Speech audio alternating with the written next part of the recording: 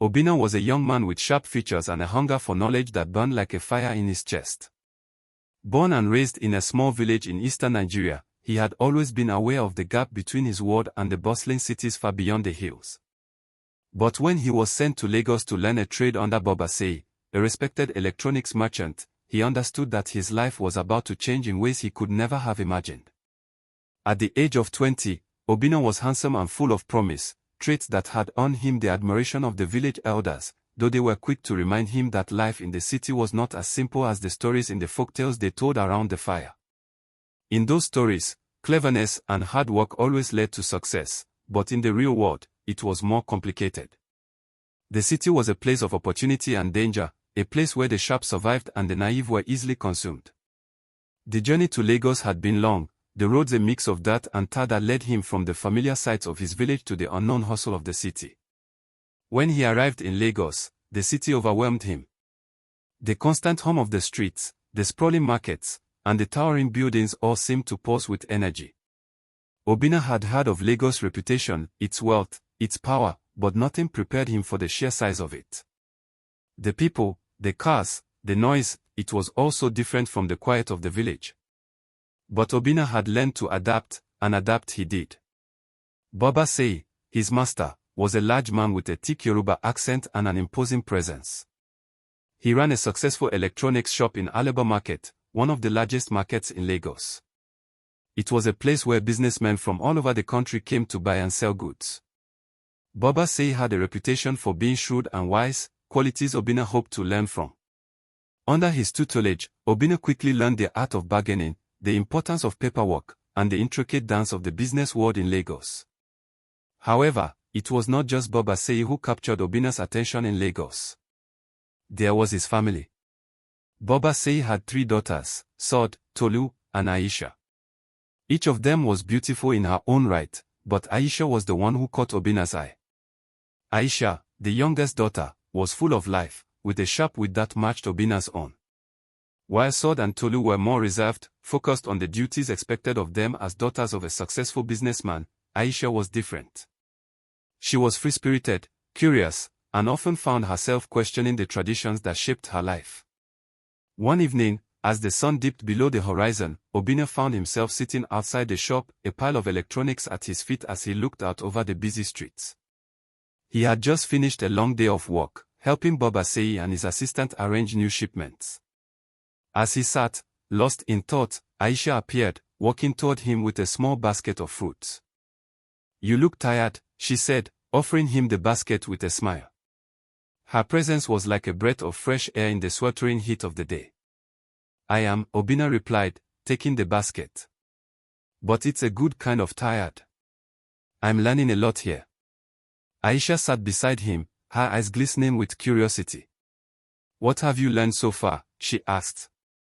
Obinna smiled. "That Lagos is not like the village. Things move fast here. You need to be sharp to keep up." Aisha laughed softly, her voice like a melody. "You're right about that. But you'll get used to it. People here don't have time to waste." The two sat in silence for a while, watching the people move through the market, each with their own purpose. It was clear to Obinna that Aisha was different from the other women in the family. While her sisters seemed content with the roles expected of them, Aisha had a fire in her eyes, a desire to be more than just a daughter married off to the highest bidder. "I'm glad you're here," Aisha said suddenly, breaking the silence. "I've been curious about the village life you come from. Tell me more about it." Obinna looked at her, surprised by her interest. He had expected her to ask about the city, the excitement, the wealth, but instead, she wanted to know about the simple life he had known. "It's peaceful," Obinna began, his voice soft. "Life in the village is slow. We wake up with the sun, work the land, and then rest when the day ends. There are no distractions, no rushing around. People have time to talk, to share stories." Aisha's eyes sparkled with intrigue. "I wish I could know what that's like. Here, it's all about business, deals, and appearances. My father expects us to marry well, to marry for the family, not for love." Obinna's heart tightened at her words. He could hear the pain in her voice, the frustration at being trapped in a life she didn't want. She had always been a daughter of privilege, but at what cost? I think you deserve more than that, Obinna said quietly. You deserve to be happy, to choose your own path. Aisha met his gaze, and for a moment, the world around them seemed to fade. They were no longer in the bustling streets of Lagos, but in a quiet space of understanding between two souls who had found something unexpected in each other. As the night grew darker, Bobasei called out to Obinna, reminding him that it was time to close the shop. Aisha stood up, smiling at Obinna. I have to go, she said. But I'll see you tomorrow. Obinna nodded. Of course. As Aisha walked away, Obinna felt a strange mix of emotions, hope, longing, and fear. He didn't know what this connection between them meant, but he could not deny that something was stirring within him. It was a feeling he could not ignore. The days passed quickly in Lagos. Obinna found himself adapting to the fast-paced life of the city more than he had anticipated. His life had shifted from the serene, predictable rhythms of village life to the constant hum of Lagos streets and markets. The noise of cars honking, the chatter of vendors, and the scent of fried plantains filled his senses, reminding him constantly that he was far from the calm, rolling hills of his village. But there was something invigorating about the city, something that pushed him to think faster, act quicker, and to survive. His new life under Bobasei's roof wasn't just about learning the trade. It was about observing the dynamics of a wealthy family, each member playing their part in the grand scheme of things. Bobasei's mansion, located in a quiet, upscale neighborhood of Lagos, stood as a symbol of his success. It was large, well-furnished, and surrounded by a tall fence to keep the outside world at bay. The house itself was a blend of traditional Yoruba architecture and modern amenities, a space that spoke both to Bobasei's roots and his wealth. The day began early for Obinna. He would wake up at dawn, sometimes even before the first rooster crowed, and set out to fetch water from a nearby well before heading to the market. By the time Bobasei woke, Obinna had already completed a good portion of his daily chores. It was one of Bobasei's unspoken rules: a good apprentice was one who didn't need to be asked to work. Hard work was a virtue that Bobasei took very seriously. Every day, he would sit Obinna down and explain the intricacies of running a business, how to negotiate prices, how to build relationships with suppliers, and most importantly, how to maintain one's reputation in a business that required trust. But there was more to this apprenticeship than business. Obinna quickly realized that Bobasei's family, especially his daughters, played an equally significant role in his life. Aisha, in particular, had begun to show more than just friendly interest in him. At first, Obinna thought little of it. She was young, free-spirited, and kind. But as the days passed, it became clear that her affection for him was growing. One evening, after a long day in the market, Obinna found himself in the garden of Bobasei's house, admiring the beauty of the plants. The flowers were vibrant and the air, though humid, was filled with the scent of jasmine. He was lost in thought when Aisha appeared, walking towards him with a gentle smile. I've noticed you like the garden, she said softly, leaning against one of the pillars. My father never has time for it, but I always come here when I want to think. Obinna nodded, grateful for the quiet moment. It's beautiful, he said. The flowers remind me of the ones in the village. Though we didn't have gardens like this, we had the open fields. Aisha's eyes softened at his words. I envy that. I wish I could be like you, unburdened, free. Obinna turned to look at her, noticing for the first time how serious her expression had become. There was something vulnerable in the way she spoke, something that made him wonder if she was not as content as her family believed. He felt a sudden kinship with her, a bond that transcended mere friendship. I don't think you should envy me, he said. You have so much. A good family, a house, you don't have to worry like we did in the village. Aisha laughed, but it was a hollow laugh, as though she didn't truly believe what she was saying. You're wrong. I'm expected to marry well. My father wants me to marry for status, for family alliances. There's no room for love. Obinna felt a pang of sadness for her. He could see it in her eyes. Aisha wanted something more, something that couldn't be bought or arranged. She wanted to choose her path, and it pained her that her father saw her only as a means to further his status. "You don't have to marry for status," Obinna said, his voice gentle but firm. "You deserve to marry for love. You should choose who makes you happy." Aisha's eyes met his, and for a moment, the world seemed to stop. The weight of his words hung in the air like a fragile thread between them, connecting them in a way that neither of them fully understood. But before she could respond, a voice interrupted them. "Aisha, where are you?" It was Baba Say, his deep voice carrying across the garden. Aisha sighed, breaking the moment. "I have to go," she said quickly, standing up. "But we'll talk again soon." Obinna watched her walk away, his heart heavy with unspoken words. There was something between them, something that neither could deny. But Obinna was a young man from the village, and Aisha was the daughter of a wealthy man. The divide between them was clear. Yet, that did not stop the feelings stirring within him, feelings that were dangerous but impossible to ignore. The days in Lagos grew hotter, the air thick with humidity, as Obinna's apprenticeship under Baba Say continued. Each day, he learned something new: how to make connections with suppliers, how to make deals that would benefit Baba Say's business, and how to read the subtle signs of the market that only years of experience could teach. Baba Say was a stern but fair master, always emphasizing the value of loyalty and integrity in business. Yet, amidst the fast-paced world of electronics, Obinna couldn't shake the feeling that his world was colliding with Aisha's. As the days wore on, their conversations became more frequent.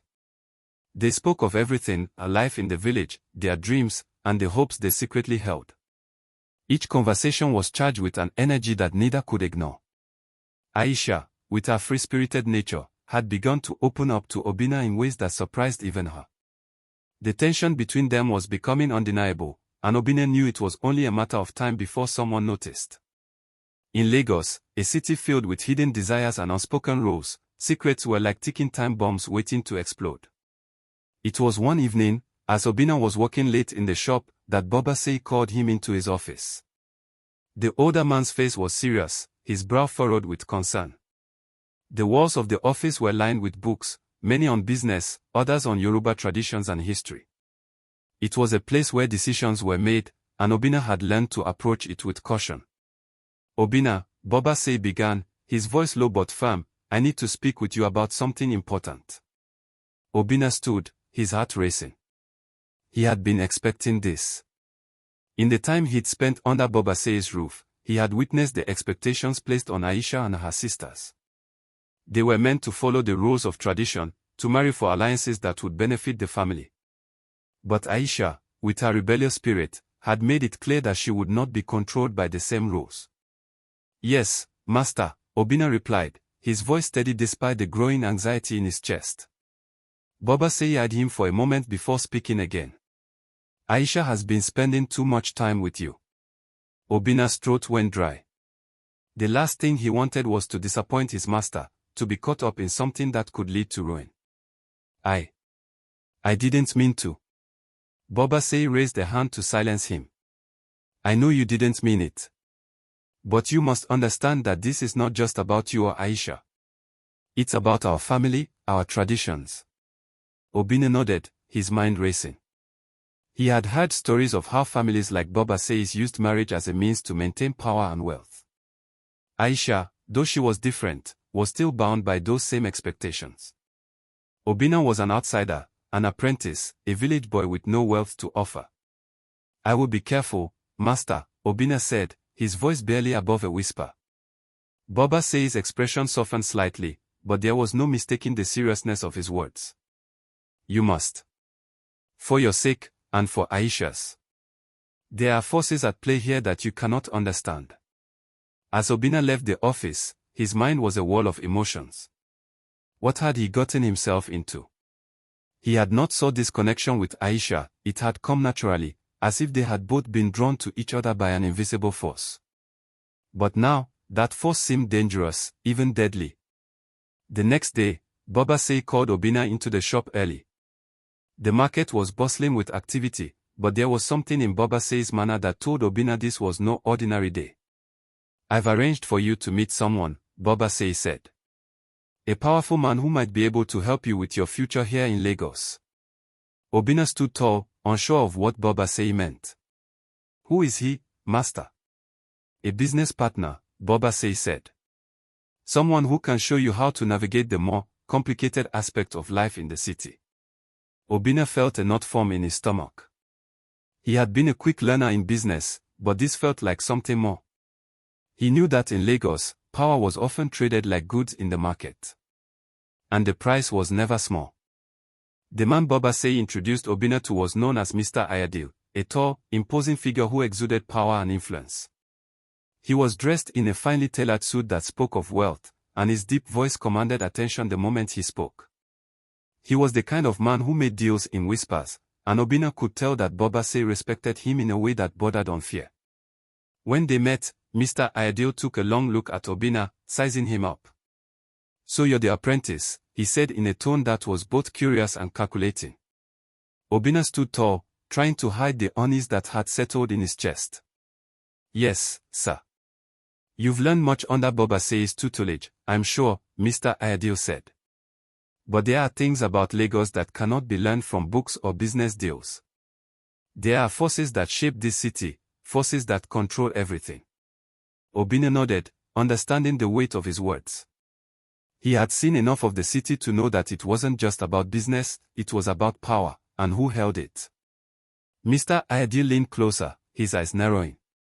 "If you want to succeed here, you need more than just skill. You need connections. You need to understand the rules of the game." Obinna wasn't sure what Mr. Ayadil meant, but the man's words stuck with him. He knew that his journey in Lagos was just beginning, and that the path ahead would be fraught with challenges he couldn't yet comprehend. As the days passed, Obinna found himself torn between his loyalty to Bobasei and his growing feelings for Aisha. The two had shared many more quiet conversations, each one more intimate than the last. Aisha had opened up to him in ways that made Obinna feel like he had known her for a lifetime. They spoke of their dreams, their fears, and their desires for the future. One evening, as they sat in the garden after a long day, Aisha spoke again of her frustrations with her family's expectations. "I'm not like my sisters," she said, her voice soft but firm. "I want to choose who I marry. I want to choose my own destiny." Obinna's heart ached as he listened to her.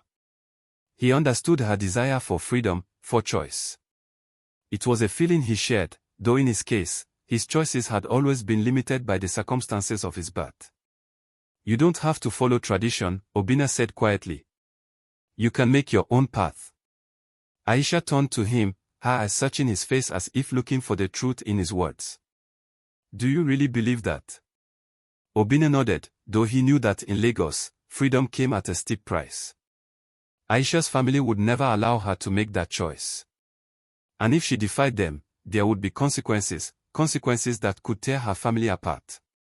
Their eyes locked in a moment of shared understanding, but before they could say more, Bobasei's voice called out from the door. "Aisha, it's time for you to come inside."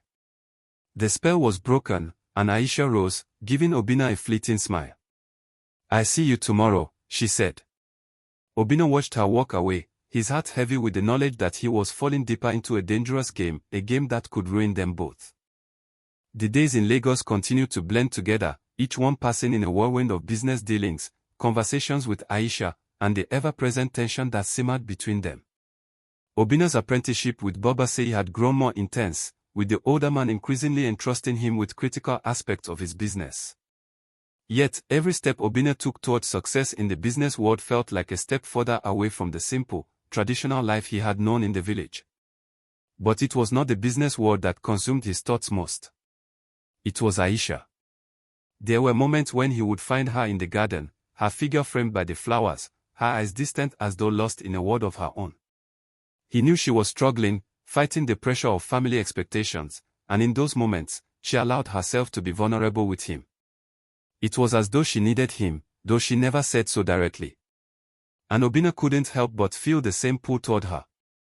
He had never experienced a connection so deep, so undeniable. One evening, as the sky painted itself with the rich hues of dusk, Obinna found himself standing near the gate of Bobasei's compound. The world outside seemed alive with possibility, and for a fleeting moment, he considered leaving it all behind, the apprenticeship, the city, and the complex, hidden desires that were threatening to consume him. But it was Aisha's voice, faint but distinct, calling his name from behind him, that rooted him to the spot. Obinna.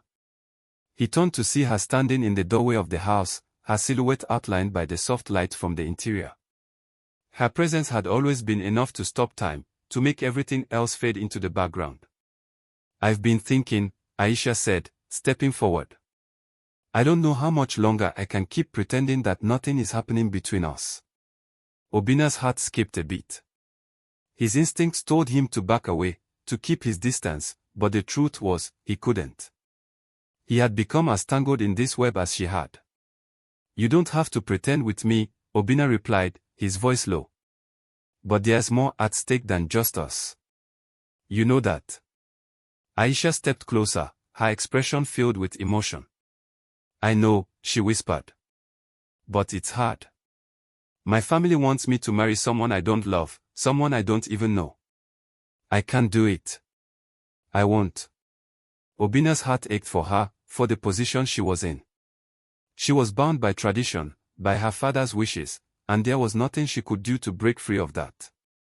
She had been raised to serve the family's interests first, not her own. And now, she was asking him to help her break free. "I can't be the one to lead you into that danger, Aisha," Obinna said, his voice trembling with the weight of his words. "We both know what the consequences could be." But Aisha's gaze did not waver. "I'd rather face those consequences than live a life without love," she said, her eyes fierce. "And I need you. I need you to help me find a way." Obinna was silent for a long time, wrestling with the deep, conflicting emotions that surged within him. He had never intended to become entangled in this kind of situation. But as he looked at Aisha, standing before him, so full of longing and courage, he knew that his life would never be the same again. The following days were filled with a growing sense of dread, as if an invisible storm was brewing on the horizon. Obinna's interactions with Aisha became more secretive, their meetings increasingly risky. Each time they spoke, they whispered their dreams of a future that could never be, a future that was as unattainable as it was tempting. Obinna's heart ached for her, for the life she longed for but could not have. Meanwhile, Baba Sei began to notice the shift in Obinna's behavior. The older man, with his sharp instincts and ever-watchful eyes, could sense that something was not right. Obinna had always been an eager and dedicated apprentice, but lately, he had seemed distracted, lost in thought. Baba Sei's concerns deepened when he noticed Obinna and Aisha spending more time together, often slipping away from the watchful eyes of the household staff. It wasn't long before Baba Sei confronted Obinna. "Obinna," he began, his voice stern but not unkind, "I've noticed that you've been spending more time with my daughter than is appropriate. You are my apprentice, and you know the rules of this house." Obinna's stomach churned. He had known this conversation was coming, but hearing Baba Sei speak those words aloud made it all the more real. "I didn't mean to," Obinna started, but Baba Sei raised a hand to stop him. "You didn't mean to." Baba Sei's voice was low but filled with warning. "You are a young man, and I understand the temptations that come with youth. But you must understand, Aisha's future is already decided. She will marry the man I choose for her, not the man she chooses for herself. And if you truly care for her, you will stay away." Obinna's heart sank. He had known that this moment would come, but the reality of it, the weight of Baba Sei's words, felt like a crushing blow. He had not realized just how much he had grown attached to Aisha until this very moment. And now, it seemed as if everything was slipping through his fingers. Obinna's words seemed to unravel after that conversation. Aisha's face, filled with both sadness and determination, haunted him. He knew she would never accept the life her father had planned for her, but he also knew the consequences of defying Baba Sei. In a city where power was everything, one could not simply choose love over family, tradition, and wealth. And yet, despite the growing tension, Obinna could not bring himself to pull away from Aisha. He had seen too much of her strength, too much of her spirit, to let her go without a fight. He had come to understand that his love for her was no longer just an infatuation. It was a choice, one that would change everything. One night, after the household had gone to bed, Obinna found Aisha in the garden once again. The moon hung high in the sky, casting a silvery glow over the flowers. "I've made a decision," Aisha said, her voice shaking but resolute. "I cannot live like this any longer, Obinna. I will not marry someone I don't love." Obinna looked at her, his heart heavy with a mix of fear and desire. "What do you plan to do?" he asked, his voice barely above a whisper. Aisha stepped closer, her face just inches from his. "I leave. I go to a place where no one knows me, where I can be free to live the life I want." Obinna felt a surge of emotion, fear, hope, and love all blending into one overwhelming force. "Aisha, no. You don't understand the danger. You could lose everything. Your family will never forgive you." Aisha's eyes were fierce with determination. "Then I will lose everything. But at least I'll be free." Obinna reached out, his hand trembling as he gently cupped her face. "I want to be with you, Aisha.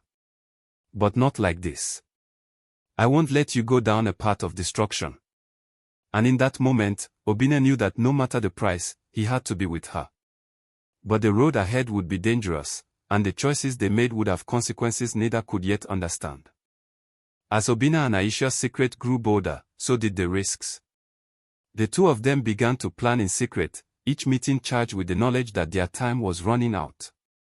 They spoke of running away, of escaping the city, of leaving behind the life that had been chosen for them. But with every plan they made, the walls closed in around them. Baba Sei, despite his stern words, had begun to grow suspicious. His once warm demeanor toward Obinna turned colder, more calculating. Obinna knew that the time for secrecy was over. He had made a choice, and now he would have to face the consequences. One night, as Obinna and Aisha prepared to meet in the garden, Baba Sei's voice rang out, sharp and full of anger. "You thought I wouldn't know, didn't you?" he shouted, his face contorted with fury. "You think I would let my daughter be with a boy from the village, an apprentice with no future?" Obinna's heart sank. He had hoped to avoid this moment, to keep the secret a little longer. But now, everything was out in the open. Baba Sei had found them. In the days that followed, the world seemed to close in on Obinna and Aisha. Baba Sei's anger knew no bounds. His rage was fierce, but what truly shook Obinna was the coldness in Baba Sei's eyes.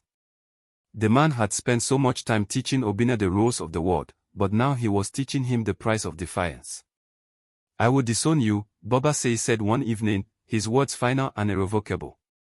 "You have made your choice, and now you must live with the consequences." Obinna's words seemed to crumble. But in the midst of his despair, Aisha stood beside him, her hand in his. "We'll make our own way," she said softly, her eyes filled with determination.